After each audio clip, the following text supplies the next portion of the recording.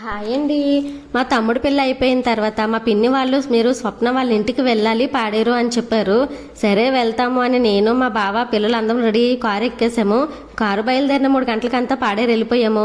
అక్కడ చేరిపోయాక కొత్త జంటకి జరగవలసిన తతంగాలు అయ్యాక ఇంట్లోకి తీసుకుని వెళ్లారు. స్వప్న పేరెంట్స్ మాకు చేయవలసిన మర్యాదలు అన్నీ చేశాక అందరం కలిసి మాదుగుండం తల్లి దర్శనానికి వెళ్ళి దర్శనం చేసుకుని తిరిగి వచ్చి అనకాపల్లి వెళ్ళడానికి ప్రయాణం అవుతున్న సమయంలో పెళ్లికూతురికి అప్పగింతలు అవుతాయి.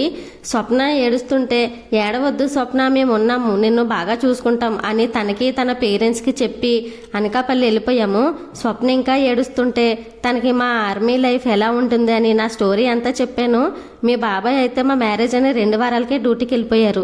అప్పుడు అందరూ నాకు కొత్త, ఏమీ తెలియదు, గుండెల్లో బాధ దిగమిగుకుంటూ అత్త మామ ధైర్యంతో 5 నెలలు గడిపాక మీ బాబాయ్ సెలవుకొచ్చారు.